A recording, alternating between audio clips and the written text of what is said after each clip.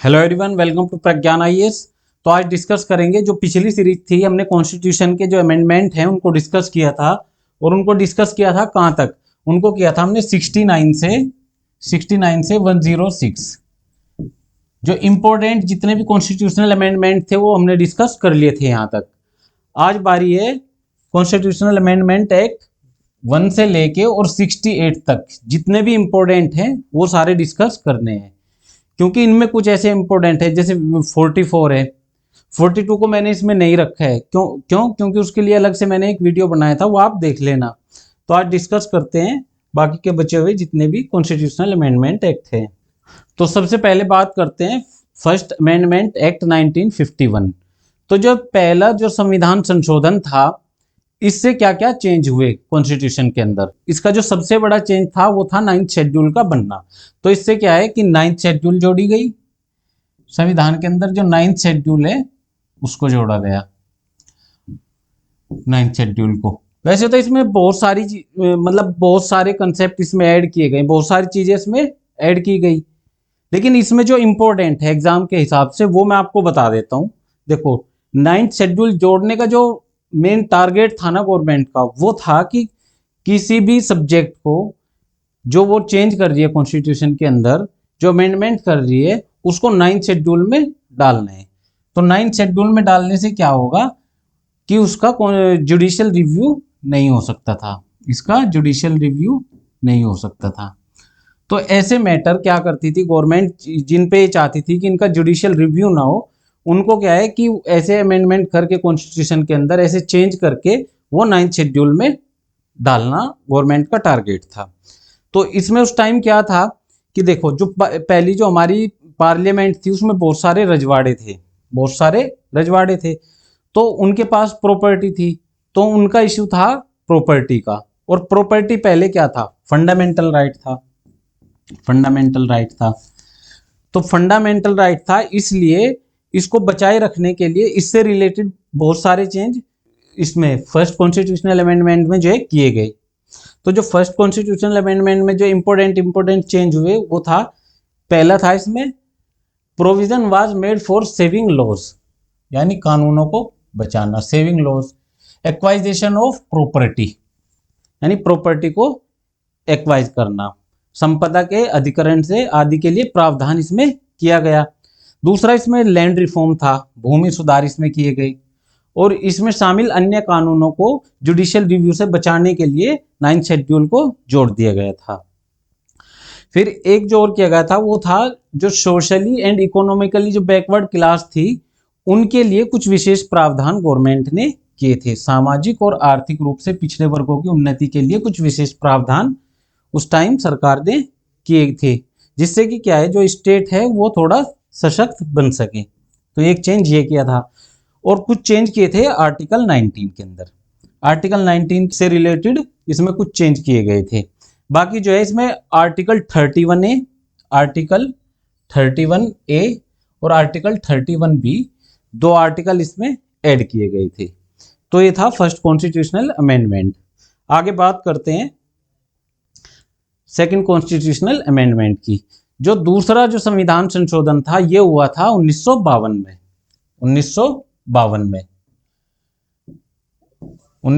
में। चूंकि उस टाइम इलेक्शन चल रहे थे, भारत के जो पहले जो इलेक्शन थे, मतलब आज़ादी के बाद जो पहले इलेक्शन थे, जिसमें जो पब्लिक है, जितने भी जो उस टाइम के सिटीजन थे जो वोट करने के एलिजिबिलिटी रखते थे, वो सब इसमें पार्टिसिपेट कर रहे थे। तो क्या था इसमें, इस सिचुएशन में क्या था, पहले देखो इसमें किया गया कि 7.5 लाख, लगभग 7.5 लाख पर्सन पे जो है एक कैंडिडेट जो है होना ही चाहिए। ये प्रोविजन इसमें किया गया। मतलब कम से कम, इससे ज़्यादा हो सकते हैं, लेकिन इससे मतलब 7.5 लाख मिनिमम होने चाहिए लोग, उन पे एक कैंडिडेट हो सकता है रिप्रेजेंट करने के लिए लोकसभा में। ये प्रोविजन इसमें किया गया था। इससे पहले क्या था? इससे पहले थे ये 7.5 लाख से कम थे, यानी कहीं ना कहीं जो लोगों का रिप्रेजेंटेशन था वो पूरा नहीं हो पा रहा था। तो जरूरी था कि इसमें ज़्यादा से ज़्यादा लोगों को शामिल किया जाए, क्योंकि गवर्नमेंट नहीं चाहती थी कि अभी वो लोकसभा की जो है सीट्स को बढ़ाए, लोकसभा की जो है सीट्स को बढ़ाए। तो ऐसे में क्या किया कि 7.5 लाख कम से कम के लोग होने चाहिए जिन पे एक कैंडिडेट हो। ये हुआ था सेकंड जो अमेंडमेंट हुआ था उसमें। अब बात करते हैं अगले कॉन्स्टिट्यूशनल अमेंडमेंट की। देखो ये है 7th अमेंडमेंट एक्ट 1956। ये बहुत ज़्यादा इंपॉर्टेंट है, ये आपको बिल्कुल भी मिस नहीं करना है। यहाँ से मोस्टली क्वेश्चन आपके पूछे जाते हैं किसी ना किसी एग्जाम में, तो यहाँ से क्वेश्चन आपको मिल ही जाएगा। स्टेट पीसीएस यूपीएससी पक्का मिलेगा, ये आपको ध्यान से पढ़ना है। इसमें क्या था, देखो ये है 7th अमेंडमेंट एक्ट, और है कब का ये है 1956 का। एक तो इसका ईयर याद रखना है। उस टाइम क्या हुआ था कि भाषा के आधार पे बहुत सारे स्टेट जैसे तेलंगाना वगैरह उस टाइम क्या है कि अलग से अलग स्टेट की मांग कर रहे थे। फजल अली एक कमीशन जो है बना, फजल अली एक कमीशन बना और उसने अपनी रिपोर्ट दी और उसने कहा कि जो राज्यों का जो है राज्य रिकॉग्नाइज तो हो सकते हैं लेकिन भाषा के आधार पे नहीं। तो 1956 में क्या किया गया कि पहले जो इंडियन स्टेट थे वो 4 कैटेगरी में डिसाइड थे, पार्ट ए, पार्ट बी और पार्ट सी और पार्ट डी। इन 4 कैटेगरी में डिसाइड थे। तो इनको क्या किया गवर्नमेंट ने कि इन चारों कैटेगरी को किया अबोलिश, इन चारों कैटेगरी को अबोलिश किया गया और इसकी जगह इंडिया के टोटल 14 स्टेट बनाए गए और 6 यूटीज बनाई गई। तो इसमें इंपॉर्टेंट क्या है कि जो A B C D category के जो स्टेट थे उनको एबोलिश किया गया और उसकी जगह 14 भारत के नए राज्य बनाए गए और 6 यूटीज बनाई गई, यूटीज। ये इंपॉर्टेंट है, आपको ध्यान रखना है। दूसरा चेंज इसमें क्या किया गया कि जो हाई कोर्ट है, जो हाई कोर्ट का जो क्षेत्र है केंद्र शासित प्रदेशों तक विस्तार और 2 या 2 से अधिक राज्यों के लिए एक सामान्य उच्च न्यायालय की स्थापना। देखो ये बहुत इंपॉर्टेंट है, ये वाला पॉइंट। ये क्यों इंपॉर्टेंट है, इसमें पहली बार ऐसा प्रोविजन किया गया कि मान लो ये 2 स्टेट हैं अलग अलग, अब हर स्टेट का अपना हाई कोर्ट होता है। तो इस प्रोविजन, इस अमेंडमेंट से क्या किया गया, 7वां जो कॉन्स्टिट्यूशनल अमेंडमेंट था, इससे किया गया कि मान लो इस स्टेट में एक हाई कोर्ट है, तो क्या किया कि यही हाई कोर्ट इस स्टेट के लिए भी और इस स्टेट के लिए भी, दोनों के लिए काम करेगा। या जैसे आप एग्जाम्पल ले सकते हैं, इसके बाद जो है 19 जो Punjab and Haryana high court है उसकी बात करते हैं, उसका एग्जाम्पल लेते हैं। उसमें क्या हुआ, देखो ये है चंडीगढ़ में, चंडीगढ़ के अंदर है ये Punjab and Haryana high court है चंडीगढ़ के अंदर, और चंडीगढ़ है एक यूटी। अब देखो जो चंडीगढ़ के अंदर हाई कोर्ट है उसमें कौन कौन से स्टेट आते हैं, वो हरियाणा का भी है, वो पंजाब का भी है और वो चंडीगढ़ का भी है। तो 3 स्टेट का ये हाई कोर्ट है। तो इसमें ये प्रोविजन किया गया कि एक या अधिक राज्यों के लिए एक हाई कोर्ट की स्थापना हो सकती है, एक प्रोविजन ये किया गया। एक और इसमें किया गया, यानी एडिशनल जज और एक्टिंग जजेस का इसमें हाई कोर्ट के अंदर इनका प्रावधान किया गया, इनके अपॉइंटमेंट का। और दूसरा इसने क्या किया, amendment of the second schedule, जो दूसरी अनुसूची है, दूसरी जो शेड्यूल है उसमें इसने चेंज किया। आगे देखते हैं जो 7th शेड्यूल है, 7th शेड्यूल के अंदर इसने चेंज किया। तो ये तो नॉर्मल है ही, ये चेंज तो होना ही था क्योंकि संपत्ति के अधिग्रहण और मांग से संबंधित जो सूचियां हैं उनमें इसमें संशोधन किया गया था। एक तो स्टेट जो है वो अलग से उनका फॉर्मेशन हुआ, 14 स्टेट बने और 6 यूटीज बने। तो ऐसे में तो था कि इसमें 7th शेड्यूल में चेंज होना ही है, तो 7th शेड्यूल के अंदर चेंज किया गया। तो बात करते हैं 10वें अमेंडमेंट एक्ट की। इससे क्या चेंज हुआ कॉन्स्टिट्यूशन के अंदर, इससे चेंज हुआ जो दादरा एंड नगर हवेली है, इंडिया का एक यूटी था ये, दादरा एंड नगर हवेली। ये क्या हुआ, ये इंडियन यूनियन में जो है इसको मिला लिया गया। बस सिंपल सा ये है कि जो दादरा एंड नगर हवेली है, दादर नगर हवेली, ये किस अमेंडमेंट एक्ट से जो है भारत का हिस्सा बना या भारत का यूटी बना, है ना, या भारत में मिला लिया गया। तो ये था 10वां संविधान संशोधन। बस इतना याद रखना है, स्टेट पीसीएस में यहां से क्वेश्चन पूछ लिया जाता है डायरेक्ट। आगे बात करते हैं, अब बात करते हैं 12th अमेंडमेंट एक्ट 1962। 1962 में जो 12वां संशोधन हुआ था उसमें क्या चेंज हुआ। देखो इसमें गोवा, दमन और दीव, इनको जो है भारतीय संघ में शामिल किया गया। बस इतनी सी बात है, गोवा और दमन और दीव को जो है इंडिया में मिला लिया गया। कौन कौन से state, Goa, Daman and Diu. अब मैं आपसे क्वेश्चन पूछता हूं, या आपको कमेंट करके बताना है कि दमन एंड दीव और दादर नगर हवेली को मिला के कौन सा यूटी बनाया गया है और ये कब बनाया गया था। आगे बात करते हैं। तो बात करते हैं जो 13वां जो संविधान संशोधन था ये कब हुआ था। ये हुआ था 1962 में। और इसमें क्या चेंज हुआ, इसमें चेंज हुआ कि जो नागालैंड था, नागालैंड चूंकि पहले एक यूटी था, तो नागालैंड को जो है स्टेट का दर्जा दिया गया, यानी एक राज्य बना। क्यों, क्योंकि जो वहाँ का कल्चर है नागालैंड का वो डिफरेंट है। तो ऐसे में क्या है कि उसको कुछ स्पेशल प्रोविजन देने थे, और स्पेशल प्रोविजन जो है आर्टिकल 371 में मेंशन है। तो ये स्पेशल प्रोविजंस इसको नागालैंड को दिए गए और इसको स्टेट की कैटेगरी में लाया गया। आगे बात करते हैं। अब बात करते हैं जो 14 जो अमेंडमेंट एक्ट था ये कब हुआ था। ये हुआ था 1962 में। 1962 में जब ये हुआ तो इससे क्या हुआ कि जो पुदुचेरी है, पुदुचेरी जो है, पुदुचेरी को क्या है, इसको भी इंडिया में मिला लिया गया। तो ये कब हुआ था, 1962 में। जो 14th अमेंडमेंट एक्ट था उससे पुदुचेरी को जो है इंडिया का हिस्सा बना लिया गया। एक तो यही क्वेश्चन है जो पूछा जाता है एग्जाम में। दूसरा, हिमाचल प्रदेश, देखो इसमें कुछ स्टेट दिए गए हैं जैसे हिमाचल प्रदेश, मणिपुर, त्रिपुरा, गोवा और पुदुचेरी के जो केंद्र शासित प्रदेशों के लिए जो है विधानसभा और मंत्री परिषद का निर्माण किया गया। यानी इन स्टेट के लिए जो है, इन स्टेट्स के लिए क्या है, इन स्टेट के लिए जो है स्टेट जो लेजिस्लेशन होता है, स्टेट लेजिस्लेशन, उसका प्रोविजन किया गया। यानी राज्य जो विधानसभा होती है, विधानसभा उसका गठन जो 14th कॉन्स्टिट्यूशनल अमेंडमेंट हुआ था 1962 में, उससे जो है इन राज्यों में जो है विधानसभा का गठन किया गया और जो पुदुचेरी है इसको भारत में मिला लिया गया। अब बात करते हैं 15 जो अमेंडमेंट एक्ट है इसके बारे में। ये कब हुआ, ये हुआ 1963 में, 1963 में। और इसमें जितना भी चेंज हुआ मोस्टली इसका 90% चेंज जो है वो रिलेटेड है हाई कोर्ट से। आपको बता दूं किससे रिलेटेड है, हाई कोर्ट से, हाई कोर्ट से रिलेटेड है। देखो एक तो जो हाई कोर्ट का जो रिट पावर है, रिट पावर, हाई कोर्ट की जो रिट पावर है वो बढ़ा दी गई इससे।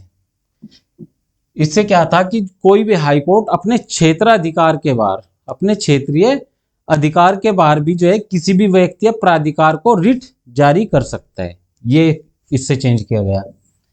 यानी मान लो ये कोई स्टेट है, इसका हाई कोर्ट है, अब मान लो इससे रिलेटेड भी कोई केस होगा तो हो जाएगा इस हाई कोर्ट में। लेकिन इसके बाहर भी अगर कोई प्रॉब्लम होती है और वो इस स्टेट से जुड़ी हुई है, तब भी क्या है कि ये हाई कोर्ट जो है यहाँ पे रिट जारी कर सकता है।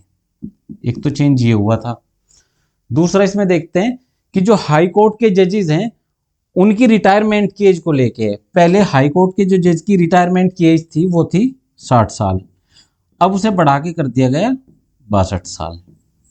तो यही क्वेश्चन आ जाता है कि किस अमेंडमेंट एक्ट से जो है हाई कोर्ट के जजेस की एज 60 साल से बढ़ा के 62 साल कर दी गई। तो ये था 1963 का 15वां संविधान संशोधन। तीसरा इसमें क्या चेंज किया गया, प्रोविजन फॉर अपॉइंटिंग रिटायर्ड जजेस। देखो जो रिटायर्ड जजेस होते हैं, रिटायर्ड जजेस के अपॉइंटमेंट की इसमें बात की गई है। और कहाँ, हाई कोर्ट के जो एक्टिंग जजेस होते हैं उनके बारे में बात की गई है। और क्या हुआ इसमें, यानी जो उच्च न्यायालयों के जो सेवानिवृत्त न्यायाधीशों को उसी न्यायालय के कार्यवाहक न्यायाधीश के रूप में नियुक्त करने का प्रावधान। जो हाई कोर्ट के जो जज अपने हाई कोर्ट से मान लो रिटायर हो गए, उसके बाद उसी हाई कोर्ट में उस टाइम क्या है कि नए जज अपॉइंट नहीं हुए, तो ऐसे में क्या है कि ये एक्टिंग जज के रूप में काम कर सकते हैं उसी हाई कोर्ट में। तो ये प्रोविजन हुआ था इसी से। आगे इसमें बात की गई है कि जो हाई कोर्ट के रिटायर्ड जज है, रिटायर्ड जजेस ऑफ हाई कोर्ट, इनको जो है सुप्रीम कोर्ट के अंदर ये एड होक जज के रूप में काम कर सकते हैं। ये प्रोविजन भी किया गया था 1963 के 15th अमेंडमेंट एक्ट से। अब आगे बात करते हैं आगे और क्या चेंज हुआ। अब बात करते हैं 21st अमेंडमेंट एक्ट 1967। ये इंपॉर्टेंट है, यहां से तो क्वेश्चन पीसीएस में तो पूछा ही जाता है, ये मैं आपको बता रहा हूं। तो इससे क्या हुआ कि जो शेड्यूल 8 है, शेड्यूल 8 के अंदर अभी है टोटल लैंग्वेज 22 अभी, लेकिन 1967 से पहले, इस अमेंडमेंट एक्ट से पहले लैंग्वेज थी इसमें टोटल 14 लैंग्वेज थी। तो 1967 में जो 21वां जो संविधान संशोधन हुआ था, इससे क्या है कि इससे सिंधी को इसमें ऐड किया गया, सिंधी लैंग्वेज को जो है इसमें जोड़ दिया गया सिंधी को, और ये बन गई 15वीं लैंग्वेज। तो 1967 में जो 15वीं जो भाषा जोड़ी गई थी शेड्यूल 8 के अंदर, वो जोड़ी गई थी सिंधी। देखो इसमें बात करते हैं इसमें क्या चेंज हुआ। इसमें एक्चुअली 1967 में एक केस आया था, गोलकनाथ केस। 1967 में जो है गोलकनाथ केस आया था, और उस गोलकनाथ केस की वजह से जो है 1971 में गवर्नमेंट 24वां संविधान संशोधन बिल लेके आई, एक्ट लेके आई। और इससे क्या चेंज हुआ कि confirmation of the power of parliament to amend any part of the fundamental right, यानी कॉन्स्टिट्यूशन के अंदर जो पार्लियामेंट है वो फंडामेंटल राइट्स को जो है या उसके किसी भी हिस्से को जो है संशोधित कर सकती है। पहला प्रोविजन यही था इसमें, power of parliament amend any part of the constitution including fundamental right, यानी मेन टारगेट था फंडामेंटल राइट, यानी पार्लियामेंट जो है वो फंडामेंटल राइट को जो है इसमें चेंज कर सकती है। दूसरा, it was made mandatory for the president to give his assent the constitutional amendment bill, यानी 368 के अकॉर्डिंग अगर कोई बिल लाया जाता है कॉन्स्टिट्यूशन के अंदर अमेंडमेंट करने का, तो इसमें क्या था कि जो प्रेसिडेंट ऑफ इंडिया है, प्रेसिडेंट ऑफ इंडिया, उनके लिए ये बाध्यता हो गई कि अब उनको इस बिल पे अपनी असेंट देनी ही होगी, इस पे वो कोई वीटो नहीं कर सकते। दूसरा चेंज इसमें ये था।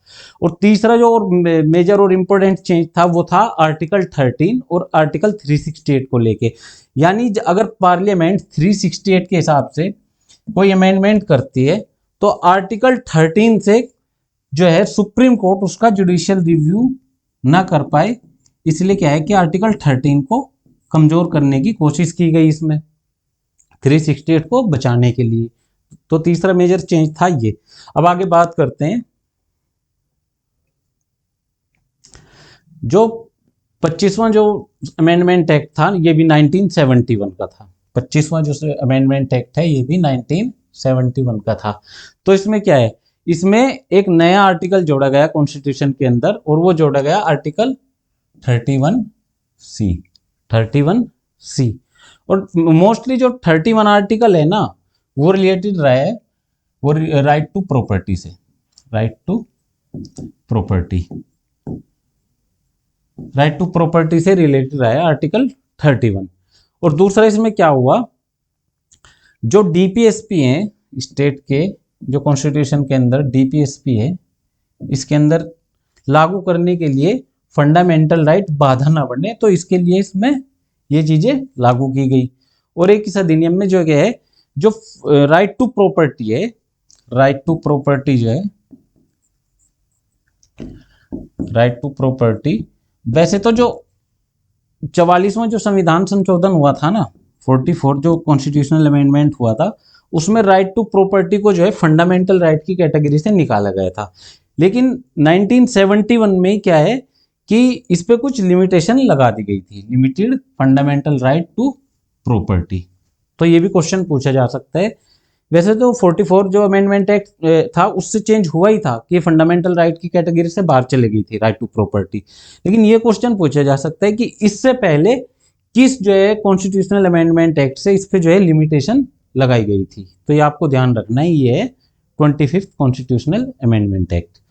अब आगे बात करते हैं जो 26वां जो संविधान संशोधन है, इसकी बात करते हैं, इसमें क्या चेंज हुआ। देखो मेनली इसमें जो चेंज हुआ था, इसमें जो प्रीवी पर्स थे प्रीवी पर्स थे, इनको एबोलिश किया गया था। मेन यही था। और प्रीवी पर्स क्या थे कि आज़ादी के बाद जो भारत के अंदर रियासतें जो थी भारत के अंदर, उनके जो राजे रजवाड़े थे उनको एक पेंशन गवर्नमेंट देती थी। तो उस टाइम की जो गवर्नमेंट थी, उस गवर्नमेंट ने क्या किया कि इन राजे रजवाड़ों के जो है प्रीवी पर्स जो है इनके खत्म कर दिए। बस ये मेन चेंज था इसके अंदर। और इसमें एक और चेंज क्या किया गया कि आर्टिकल 291 और 360 को हटा के एक नया आर्टिकल जोड़ा गया 363A, ये इसमें जोड़ दिया गया। ये इतना ही इसमें इंपॉर्टेंट था। आगे बात करते हैं। जो 35वां जो संविधान संशोधन था, ये हुआ था कब? 1974 में। 35वां 35th। इसमें क्या इंपॉर्टेंट था? इसमें इंपॉर्टेंट था कि जो सिक्किम था, सिक्किम से रिलेटेड है ये 35वां और 36वां दो ऐसे संशोधन है, दो ऐसे अमेंडमेंट है जो एग्जाम में आपसे पूछे जाएंगे। मैं आपको पहले ही बता रहा हूं, ये इनको आप बड़ी ध्यान से सुनना। और ये कंफ्यूजन भी इसमें, और इनमें कंफ्यूजन भी बहुत ज्यादा होता है। कंफ्यूजन क्या होता है ये मैं आपको बता दे रहा हूं। पहले है कि सिक्किम प्रोटेक्टेड स्टेटस वाज एबोलिश्ड, यानी जो सिक्किम का संरक्षित राज्य का दर्जा जो था वो समाप्त कर दिया गया और भारतीय संघ के सहयोगी राज्य का इसको दर्जा दिया गया। यानी अब ये क्या है कि एसोसिएट स्टेट होगा भारत का, है ना। तो इसका जो स्टेटस था वो एबोलिश कर दिया गया प्रोटेक्टेड स्टेट का। और जो 35वां जो संविधान संशोधन था, इसमें कहा गया कि सिक्किम जो है इंडिया का एसोसिएट स्टेट होगा, ये इसमें कहा गया। और इसके लिए इसमें जोड़ दी गई शेड्यूल 10, 10वीं शेड्यूल जो है इसमें जोड़ दी गई इसके लिए। अब देखो एक क्वेश्चन आ सकता है कि जो 52nd जो कॉन्स्टिट्यूशनल अमेंडमेंट था, 52वां जो संविधान संशोधन था, जिसमें एंटी डिफेक्शन लॉ की बात की गई है, एंटी डिफेक्शन लॉ की बात जिसमें की गई है, तो उसमें आप देखोगे आपको ये सुनने को मिलेगा कि जो 10th शेड्यूल है वो उससे ऐड हुई।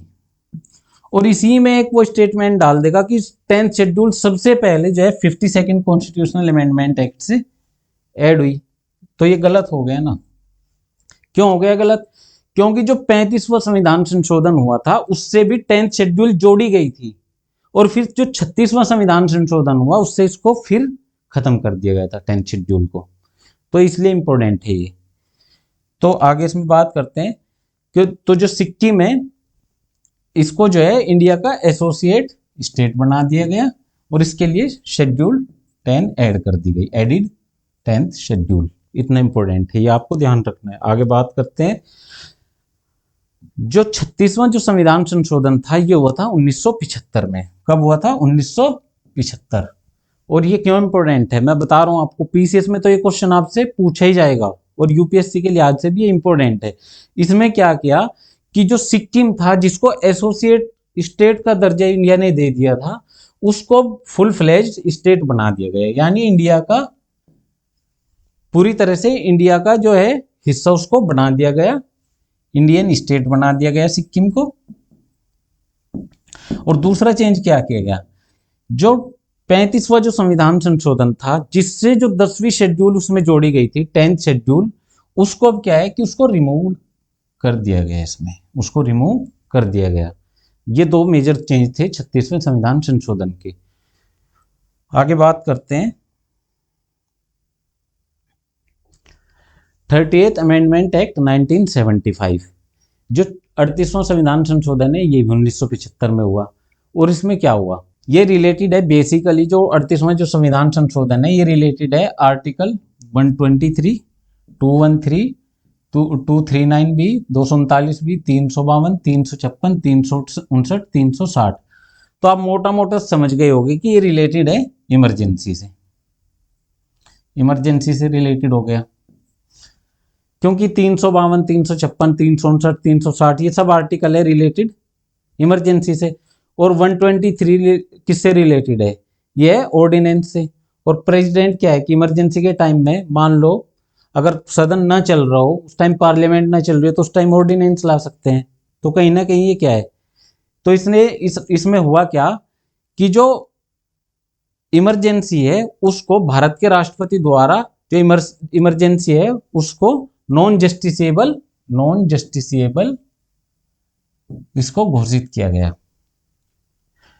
एक चेंज तो इसमें ये हुआ कि emergency was declared non justiciable, यानी अगर इमरजेंसी लगी हुई है तो उसके अगेंस्ट कोर्ट में नहीं जाया जा सकता। समझ गए आप? उस टाइम क्या है 1975 में जो है 1971 में जब भारत पाकिस्तान का जो युद्ध हुआ था उसके बाद जो है इमरजेंसी लगा दी गई थी। तो एक चेंज तो ये हुआ। दूसरा इसमें क्या है कि जो प्रेसिडेंट ऑफ इंडिया है वो गवर्नर्स को, स्टेट के जो गवर्नर है और केंद्र शासित प्रदेशों के जो प्रशासक है उनके द्वारा अध्यादेशों की घोषणा को गैर न्याय संगत बना दिया गया। समझ गए आप? आ गई ना 123 वाली बात।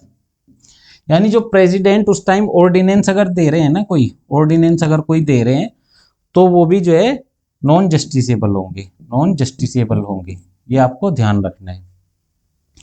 एक अगली बात इसमें कर रहा है कि राष्ट्रपति को विभिन्न आधारों पर एक साथ राष्ट्रीय आपातकाल की विभिन्न उद्घोषणा करने का अधिकार। इसका मतलब ये हुआ कि एक ही टाइम पे 352 और 352 के जो इंटरनल और एक्सटर्नल है,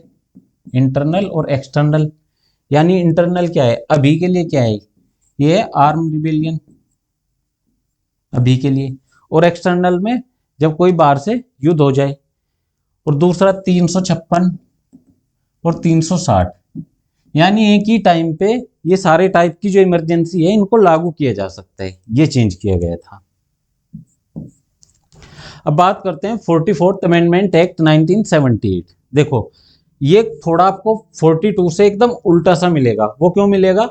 क्योंकि जो 42 कॉन्स्टिट्यूशनल अमेंडमेंट आया था, 42वां जो संविधान संशोधन आया था, उस टाइम सरकार थी कांग्रेस की सरकार थी।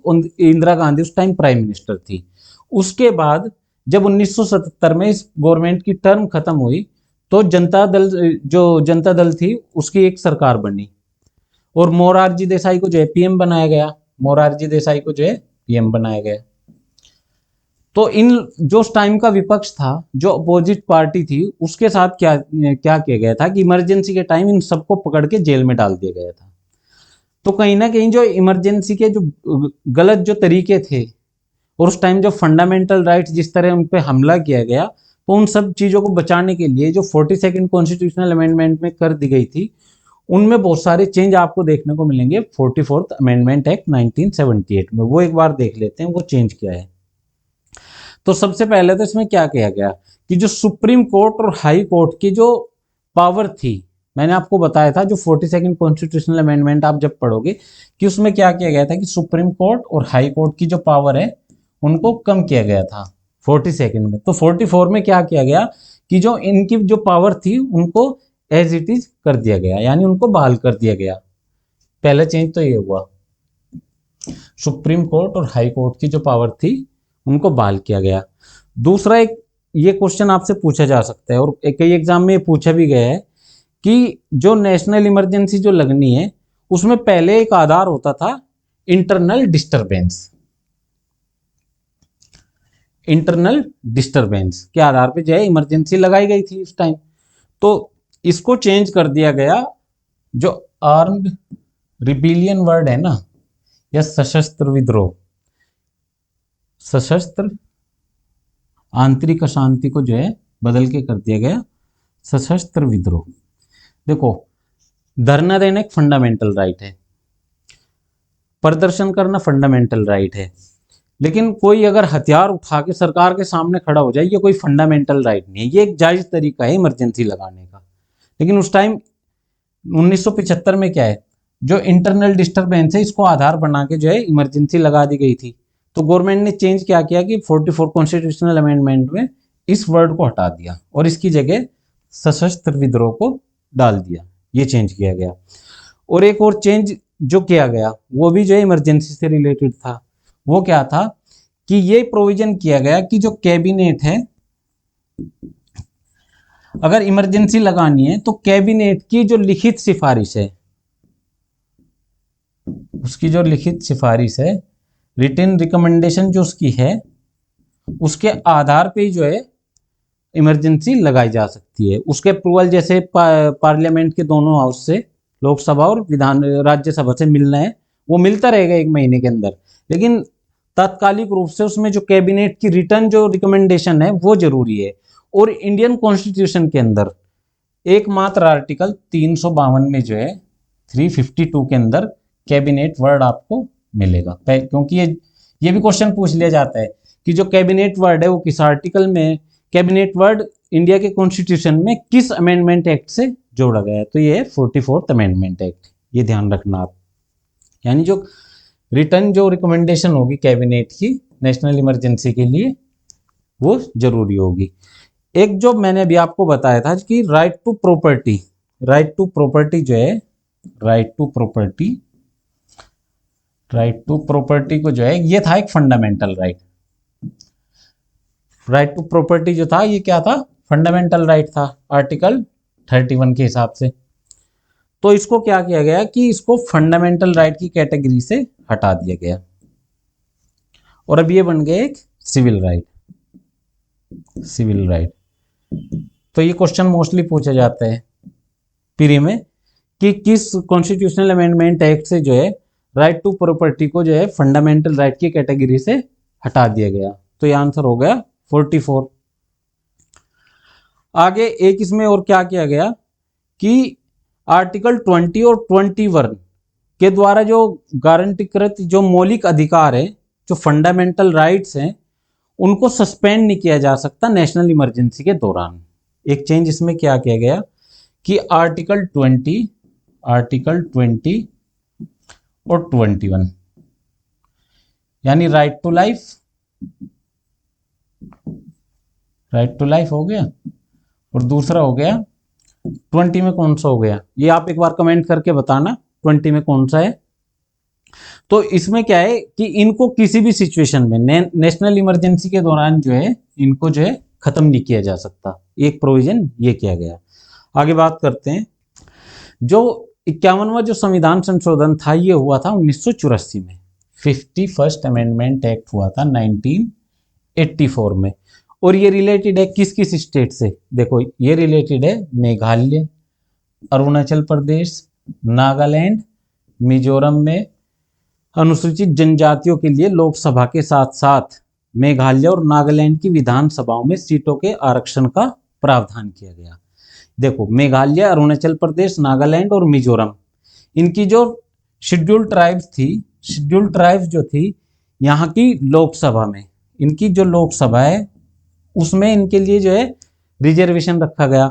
दूसरा मेघालय और नागालैंड, यानी जो मेघालय और नागालैंड है इनके लिए क्या किया गया, मेघालय और नागालैंड की जो विधानसभा है इसमें जो है इनके लिए रिजर्वेशन रखा गया। ये चेंज इसमें 1984 में 51st अमेंडमेंट एक्ट से किया गया। आगे बात करते हैं, अब बात करते हैं 52वां जो संविधान संशोधन था उसके बारे में। ये कब हुआ, ये हुआ 1985 में, 1985 में। ये देखो मैंने शेड्यूल आपको पढ़ाई, मैंने तभी आपको बताया, इससे पहले भी कई बार इसकी चर्चा हो चुकी है, लेकिन आज फिर मैं इसको बता देता हूँ ये क्यों इंपॉर्टेंट है। 91st मैंने पढ़ाया, उसमें भी इसके बारे में मैंने डिस्कस किया था। ये रिलेटेड है, इसमें दो चीजें इंपॉर्टेंट है। पहली इंपॉर्टेंट है जो 52वां संविधान संशोधन है इससे रिलेटेड है, एक तो इससे 10th शेड्यूल जोड़ी गई कॉन्स्टिट्यूशन के अंदर, 10th शेड्यूल। और ये 10th शेड्यूल रिलेटेड किससे है, ये रिलेटेड है एंटी डिफेक्शन लॉ से। और ये एंटी डिफेक्शन लॉ क्या होता है, ये सीधा सीधा होता है उस टाइम जो 52वां जो संविधान संशोधन है उसके हिसाब से एंटी डिफेक्शन लॉ था कि अगर किसी पार्टी के 1/3 मेंबर, कम से कम 1/3 मेंबर जो है, मान लो किसी पार्टी में 30 मेंबर है और इसका 1/3 हुआ कितना 10, तो कम से कम अगर किसी पार्टी के 10 मेंबर उस पार्टी को छोड़ के किसी दूसरी पार्टी में मिल जाए या वो अलग हो जाए तो उनकी क्या है कि सदस्यता बची रहेगी।